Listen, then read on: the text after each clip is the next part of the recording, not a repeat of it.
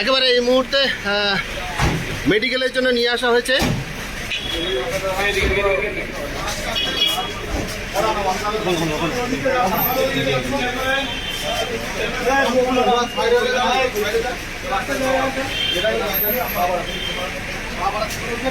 চল আগে চল, আগে চল, আগে চল।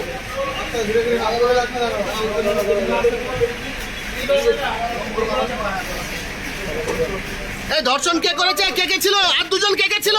আর দুজন কে কে ছিল? কে কে ধর্ষণ করেছে? কে কে ধর্ষণ করেছে? আর কে কে ছিল?